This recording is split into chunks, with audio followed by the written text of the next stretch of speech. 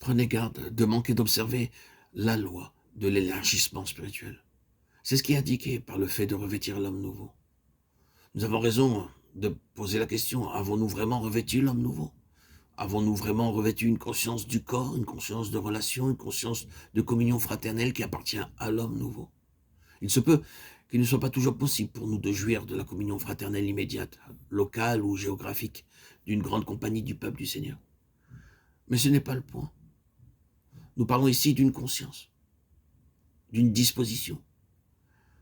C'est mettre de côté tout ce qui est individuel, personnel, séparé en tant que tel, et se revêtir de cette conscience de relation dans laquelle tout est pour le corps, et dans le corps, et par le corps.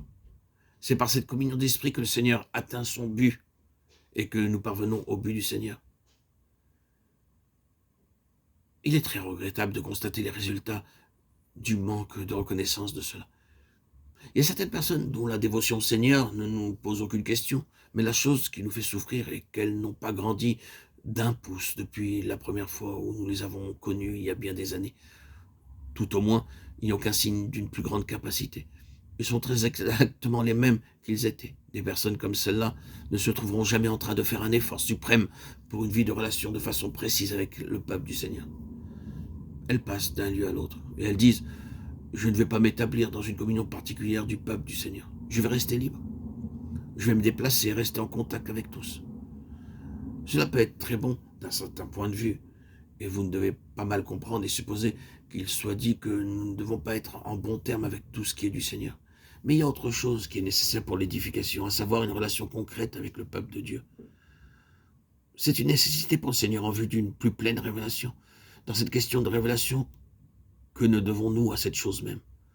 Pour une révélation, le Seigneur doit avoir le corps exprimé spirituellement. Il est extrêmement important de savoir cela. C'est là que le ministère du Seigneur fonctionne. Ephésiens 4 est un grand chapitre du ministère. On rejette tout isolement et toute pensée de départementaliser le ministère quand on a le corps exprimé réellement, quand chacun est trouvé occupant une certaine place de valeur spirituelle dans l'œuvre du Seigneur, non pas selon les termes techniques que l'homme a coutume d'utiliser en référence à une telle œuvre, mais où chacun représente quelque chose de valeur spirituelle, où chacun est un ministre devant le Seigneur d'une certaine manière. Que vous le reconnaissez ou non, c'est un fait. Et malheureusement, beaucoup de pertes sont essuyées parce qu'on ne réalise pas dans quelle grande mesure l'obéissance de la part de chacun d'entre nous affecte le résultat. Je vous dirai comment tester cela. Est-ce qu'il va y avoir quelque chose de personnel pour le Seigneur par un moyen corporatif? Disons une conférence. Je me hasarde à dire qu'il n'y a pas beaucoup de gens qui, spirituellement associés à cela, ne connaissent pas quelques aspects de la fureur et de la pression du diable contre cette chose-là. Vous n'avez pas besoin de provoquer le diable de quelque façon que ce soit. C'est un conflit, et ce ne sont pas seulement les personnes responsables dans le ministère de façon plus évidente qui sont affectées, mais le conflit s'étend à ceux que nous ne relions pas directement au ministère dans ce sens spécifique.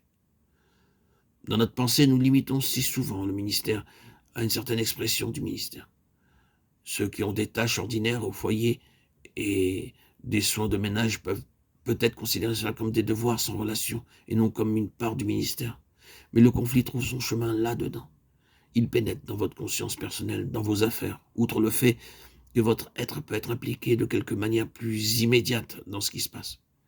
C'est parce que vous êtes spirituellement lié à un témoignage, parce que vous êtes entré d'une manière spirituelle dans le corps de Christ, reconnaissant ce qu'est le corps de Christ. Que vous ayez compris la vérité ou non, dans une large mesure, vous avez revêti l'homme nouveau, et vous souffrez en tant que membre d'un seul homme. Or, cela n'est pas seulement un fait que peut-être nous reconnaissons d'une manière douloureuse, mais c'est un privilège.